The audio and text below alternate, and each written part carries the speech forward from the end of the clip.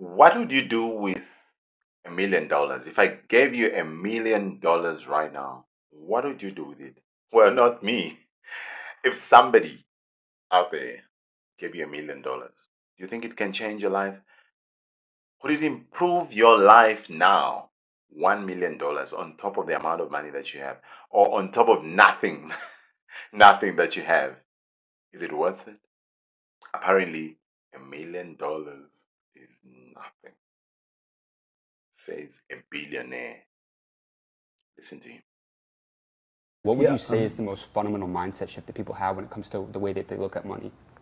How old are you? 21. Yeah, dude. Look, $1 million is not any money. Like, I mean, $1 million is no money. Okay, you went from having no money to $1 million, and now you still have no money. So I'm just telling you, one emergency, one car wreck, one cancer treatment, one political event, another inflation's going to steal the money. Like $1 million for you, if you had no more income, $1 million for you, divided by, let's say, how old are you going to live? I'd like to say 80. Okay, you're going to live 80 years. Okay, maybe. I'd like to say 80. Divided by what are you, 21 years old? So you got, what is that, 59 years? Okay, divided by 12. You could spend $1,400 a month on your $1 million. If there's no inflation. $1,400 a month, bro, that's not even rent. You can't even go to lunch once. You ain't strapped a condom on yet. Okay, nothing. Nothing. You ain't had a bottle, you hadn't, like nothing. You hadn't made one mistake. That's what you can spend if you never earn any more income. So Whew. I would do a lot with $1 billion. I don't know what perspective this guy is looking at things. Well, probably because he's a billionaire. He's got lots of money, so that amount of money doesn't mean anything to him. Let's be honest. Somewhat, and I mean somewhat, what he's saying might be true. Money can disappear anytime, obviously, because of different circumstances, unforeseen circumstances. Your medical bills, you can spend your money on accidents, Yeah, you can develop cancer now, and all that $1 billion goes just like that. Inflation is another enemy. He's right. I mean, how many of you are not feeling the pinch, feeling the pain of hyperinflation that we're experiencing right now? It's just true. So that $1 billion can just disappear like that. So if you listen to him, he's calculating, let's say you were 59 years with $1 million, given that amount of money. No additional income, nothing, nothing. That's the only money you have. He's saying you can spend about $1,400 a month. That's true. Your calculation, sir, is true. But these are just potential pitfalls of not having financial planning. Remember, if you're given that amount of money, you can't just keep it and spend it on your daily needs. You need to have a financial plan. If somebody gives you $1 million, would you just put it in the bank and spend it all on your daily needs? It can disappear as quickly as snow.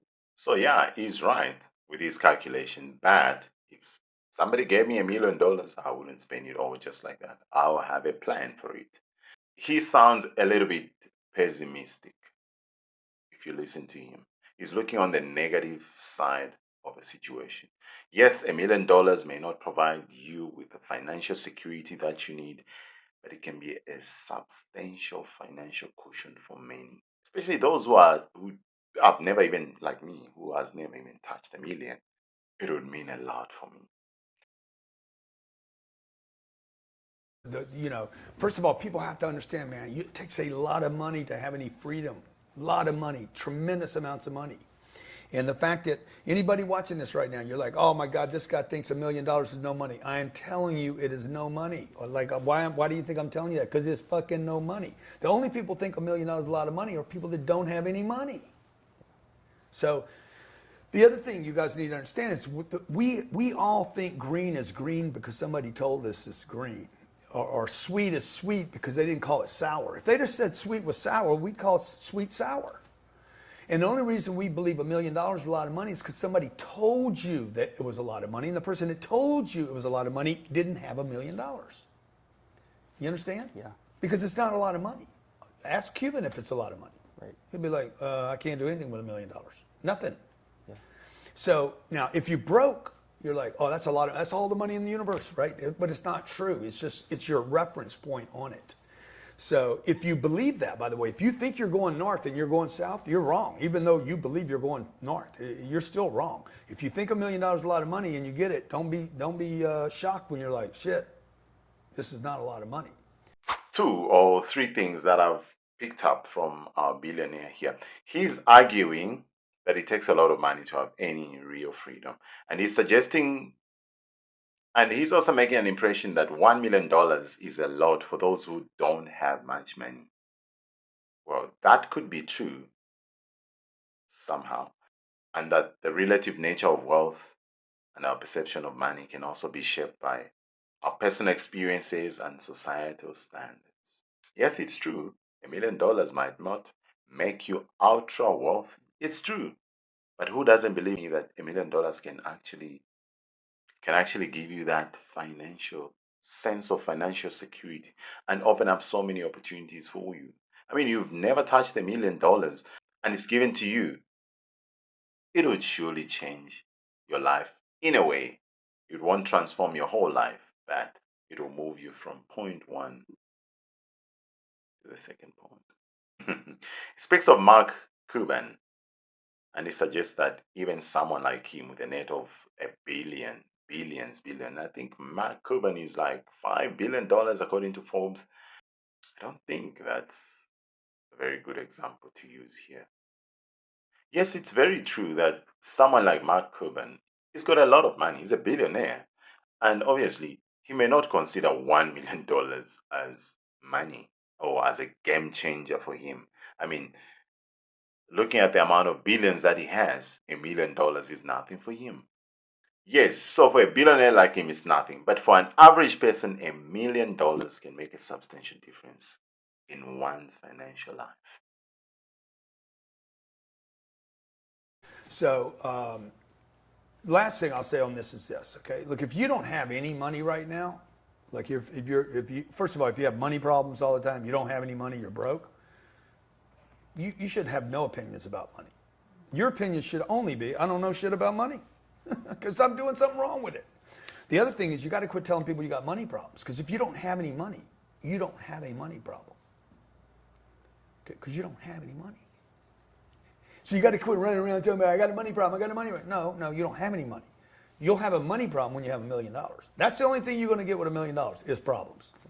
So you get to 10 million, now you got 10 million money problems. You get to 100 million, now you got 100 million. My advice to everybody watching is if you're going to have money problems, okay, don't let it be zero.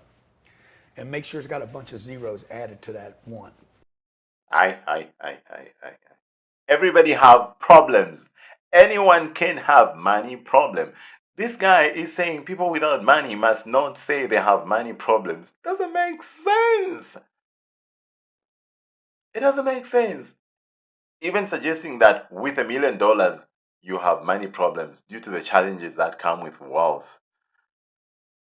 Money is money, guys. Even if you have 100 rands, you have $100, you have your own problems according to the amount of money that you have. Yes, he's right. Having a significant amount of money can bring its own set of challenges. But labeling financial difficulties as money problems is not just exclusive with people that have substantial wealth. It's a perspective that can apply to anyone facing financial hardship. If I have $1,000 a month and I cannot afford my basic necessities, I cannot buy food, I cannot buy petrol, what would I call that? I have problems. I'm just like somebody that has $1 million who cannot invest in certain things that he wants to invest in because that money is not enough. So yes, sir, you're offering somewhat some perspective on the value of $1 million. You've highlighted the relative nature of wealth and the importance of financial planning. You need to plan for it.